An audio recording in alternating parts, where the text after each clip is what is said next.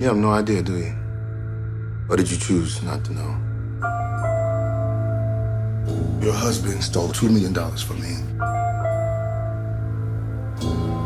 This is about my life. This is about my life. And because it's about my life, it now becomes about yours.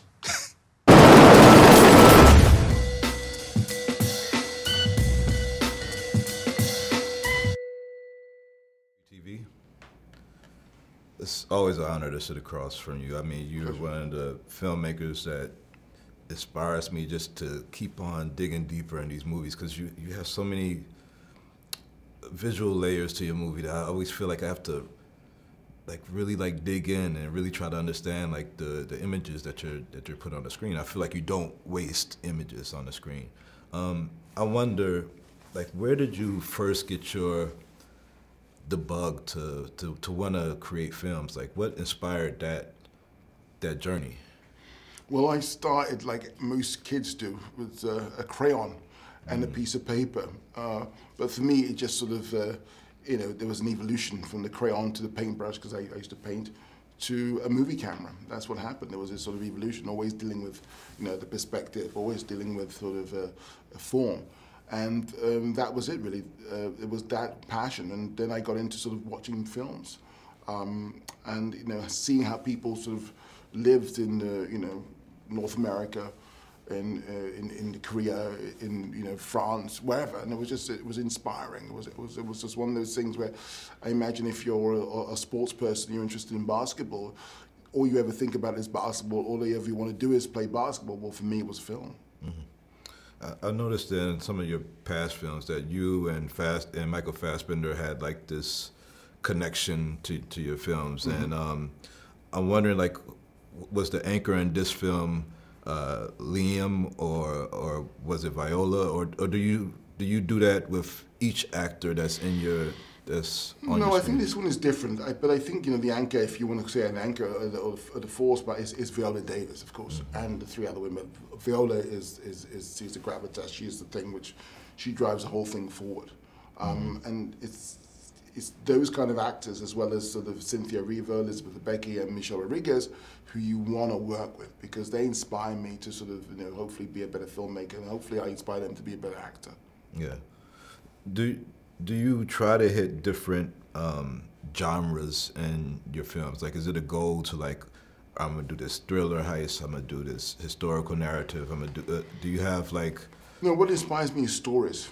Again, this story, I was 13 years old when I sort of saw Widows for the first time on TV, and it was one of those situations where I was inspired by these four women who were deemed not to be capable, only being judged by their parents.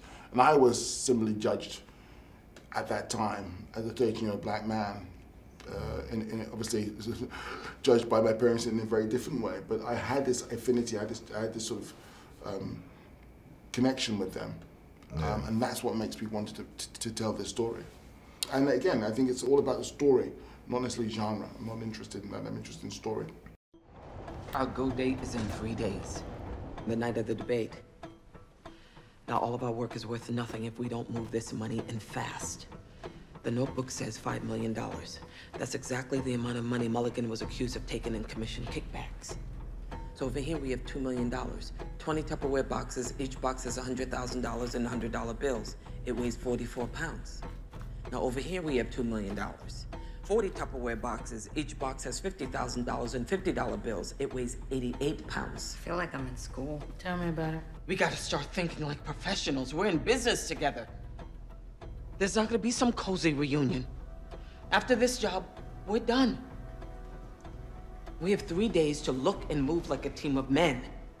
The best thing we have going for us is being who we are. Why? Because no one thinks we have the balls to pull this off.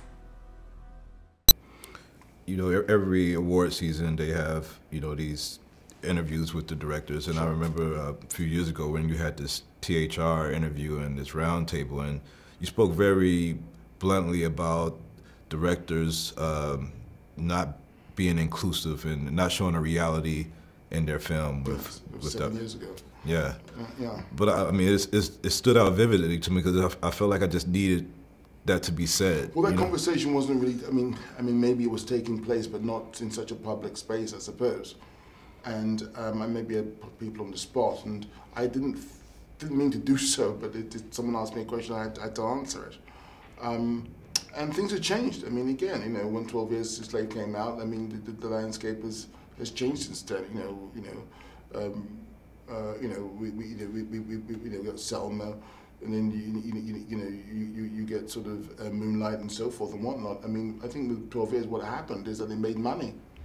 Yeah. And I know those other two films would not have gotten made if it hadn't made for 12 years, because the producers were the same. They told me, because 12 Years made money, we can make those other two movies, because Hollywood thought, okay, we can make money, and that's fine. I have no problem with that. Right. Everyone wants to be successful financially in what they do, and great. But that was the reality. Things changed because someone took a chance on 12 Years a Slave, and that was it.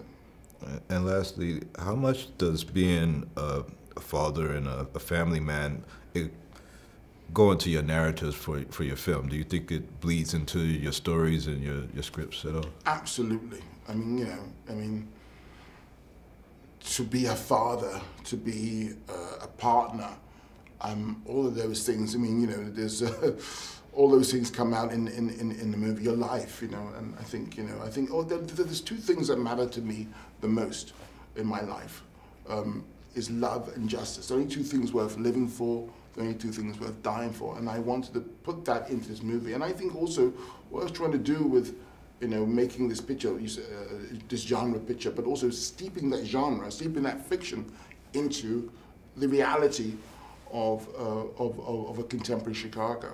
It's very important, I think, in some ways, to sort of, to have an idea of how we live and the environment we're in right now, and how we navigate our way through that environment. I mean, sometimes, sometimes we just don't think that we can actually do anything about our surroundings. We feel paralyzed, but it's like it's raining. But for me, at least, you could change the color of your raincoat. Yeah. That little option, that little sort of intervention is enough. Yeah. Thank you very much for your time, sir.